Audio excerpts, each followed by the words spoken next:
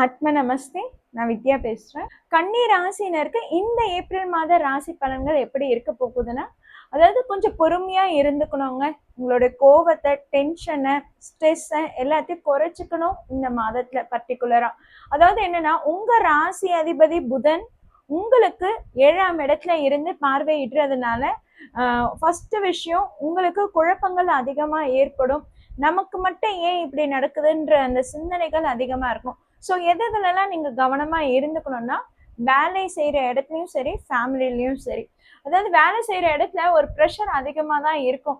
ஏன்னா சூரியன், செவ்வாய், சனி 3 கிரகங்களும் அங்க பலமா கூட்டணி அமைச்சிருக்காங்க. அந்த இடத்துல உங்களுடைய ராசி அதிபதி புதன் நீச்சம் அடைஞ்சிருக்காருன்னும் போது பாத்தீங்கன்னா, அப்ப உங்களுக்கு எதிராக வேலை செய்யற இடத்துல ஒரு பெரிய பலமான கூட்டம் இருக்கலாம். அவங்க ரொம்பவே பலமா உங்களை வந்து அப்போஸ் பண்ற மாதிரி இருக்கலாம், உங்களுக்கு எதிராக இருக்கலாம், செயல்படலாம். அந்த இடத்துல நீங்க அமைதியா விட்டு கொடுத்து போறதுதாங்க நல்லது. அதே மாதிரி இப்ப நான் இந்த வேலையை விட்டுட்டு வேற வேலைக்கு நான் மூவ் பண்ண முடியுமானா கண்டிப்பா வேணாம். இந்த மாதம் உங்களுக்கு அவ்வளவு சாதகமா இல்லை. ஜூன் மாதத்துக்கு அப்புறம் நீங்க வந்து அந்த வேலை மாற்றத்தை ஏற்படுத்திக்கோங்க. இப்ப நீங்க வேலையை விட்டு வந்தாலுமே சரி, உங்களுக்கு உடனே வேலை கிடைக்கிறதுக்கான யோகம் இல்லை. ஏப்ரல் மாதம் பிற்பாதியில பாத்தீங்கன்னா, அதாவது என்னன்னா, சூரியன் வந்து உங்களுக்கு 8ஆம் இடத்துல வந்து உச்சம் அடைகிறாரு.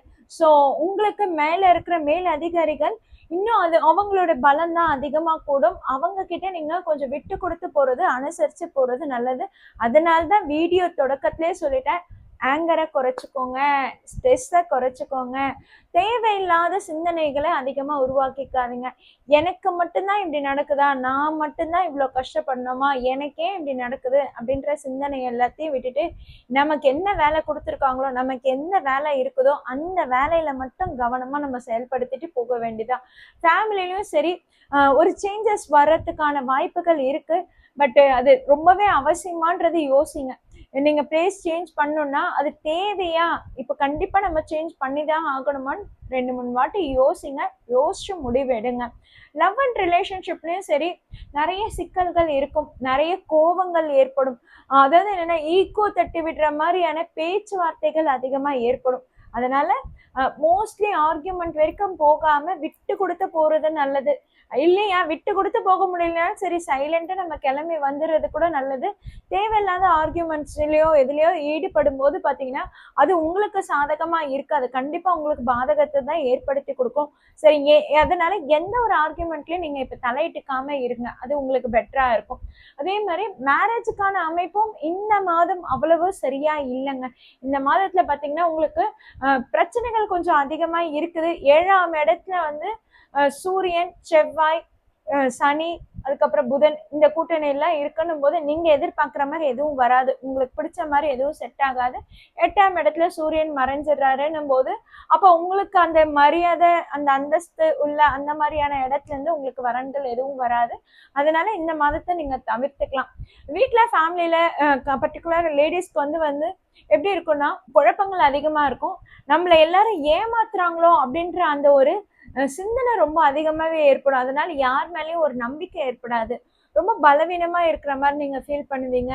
நம்ம கூட இருக்கிறவங்களாம் உண்மையிலே நமக்கு நல்லதுதான் நினைக்கிறாங்களா, இவங்களா நமக்கு கண்டிப்பா நல்லது செய்வாங்களா அப்படின்ற ஒரு தேவையில்லாத குழப்பங்களும் தேவையில்லாத பயங்களும் அதிகமா ஏற்படுத்தி கொடுக்கும். இந்த மாதிரி எல்லாம் நீங்க யோசிக்க ஆரம்பிச்சிட்டீங்கன்னு வச்சுக்கோங்களேன், அப்புறம் அந்த உறவை எப்படி நம்ம நல்ல முறையில மேம்படுத்திக்க முடியும்?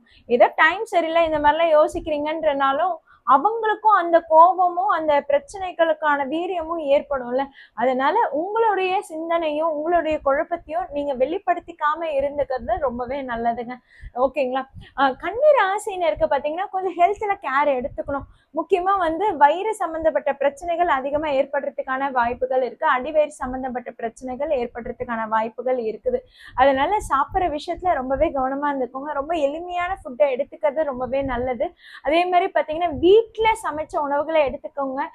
அவுட் சைட் ஃபுட்டை அவாய்ட் பண்ணிடுறது பெட்ரு. ஏன்னா வயிறு, அடிவயிறு சம்பந்தப்பட்ட பிரச்சனைகள் ஏற்படும், உடல் உஷ்ணம் அதிகமா ஏற்படும். அதனால நீங்க வெளியில இருந்து உணவை தவிர்த்துக்கலாம். ஓகேங்களா? ஸோ வேலை செய்யற இடத்துலயும் சரி விட்டு கொடுத்து போங்க. முக்கியமா உங்களுக்கு பார்ட்னரா யாருன்னா இருக்கிறாங்க, தொழில் பண்றீங்கன்னா அந்த இடத்துல நீங்க விட்டு கொடுத்து போனா மட்டுமே அந்த வேலை அது அடுத்த லெவலுக்கு போகும். ஓகேங்களா? நீங்க வந்து கேட்கிற கேள்வி எல்லாம் நியாயமா கூட இருக்கலாம், நேர்மையா கூட இருக்கலாம். ஆனா உங்களுக்கு அந்த பதில் அதே மாதிரி வரும்ன்றதெல்லாம் எதிர்பார்க்காதீங்க. இந்த மாதம் பர்டிகுலரா உங்களுக்கு எந்த பதிலும் சாதகமா இருக்காது. அதனாலதான் யார்கிட்டயும் ஆர்கியூமெண்ட் பண்ண வேணாம்னு சொல்றது. நீங்க எந்த மாதிரியான வழிபாடு பண்ணலாம்னா, பெருமாள் கோயிலுக்கு போய் வழிபாடு பண்ணுங்க. பெருமாள் கோயில்ல இருக்கிற ஹனுமனுக்கு போய் வெற்றிலை மாலை சாற்றி வழிபாடு பண்ணுங்க. ஏன்னா பெருமாளையும் நம்ம தரிசனம் பண்ண மாதிரியே ஆச்சு. பெருமாள் கோயில்ல இருக்கிற ஆஞ்சநேயருக்கு போய் வழிபாடு பண்ணுங்க. ஏன்னா பெருமாளையும் நீங்க தரிசனம் பண்ண மாதிரியே ஆச்சு. கண்டக சனி காலகட்டம்ன்றதுனால ஆஞ்சநேயரையும் வழிபாடு பண்ண மாதிரியே ஆச்சு. ஆஞ்சநேயருக்கு வெண்ணெய் சாற்றி வழிபாடு பண்ணுங்க. உங்களுக்கு எதிரியின் பலம் குறையும். ஓகேங்களா? அதுக்காக தான் வந்து ஆஞ்சநேயர் வழிபாடு பண்ணுங்கன்னு சொல்றது. ஸ்டூடெண்ட்ஸுக்கு கன்னி ராசினருக்கு ரொம்பவே நல்லா இருக்குங்க. ஏன்னா உங்களுக்கு 7ஆம் இடத்துக்கும் 10ஆம் இடத்துக்கும் பாத்தீங்கன்னா குரு புதன் பரிவர்த்தனை நடைபெறுது. குரு புதன் பரிவர்த்தனை இருக்கும்போது பாத்தீங்கன்னா ஃபர்ஸ்ட் விஷயம் உங்களுக்கு நல்ல சப்போர்ட் கிடைக்கும். ஓகேங்களா? நீங்க எங்கேயாவது இடம் மாறி நீங்க ஏதாவது கோர்ஸ் எதனா படிக்க போறீங்க, இல்ல ஃபாரின் போய் படிக்கிறதுக்கு ட்ரை பண்றீங்க, வேற இடத்துல நீங்க போய் ஸ்டே பண்ணி படிக்க போறீங்கன்னா, ஹாஸ்டல்ல போய் படிக்க போறீங்க, அதுக்கு எல்லாமே வந்து இது சாதகமாவும் இருக்கு. மத்தவங்களோட சப்போர்ட்டும் இதுல கிடைக்கும். ஸோ கன்னி ராசி ஸ்டூடெண்ட்ஸுக்கு இது ரொம்ப நல்லா இருக்குங்க. லவ் அண்ட் ரிலேஷன்ஷிப்ல இருக்கவங்களும் சரி, ஃபேமிலியா இருக்கிறவங்களும் சரி, விட்டு கொடுத்து தான் போகணும். அந்த இடத்துல உங்களுக்கு பிரச்சனைகள் ஏற்படும். அதே மாதிரி கெரியர்ல உங்களுக்கு கொலிக்ஸா இருக்கிறவங்க கிட்டயும் சரி, உங்களுக்கு தேவையில்லாத மிஸ் அண்டர்ஸ்டாண்டிங்ஸ் ஏற்படும்.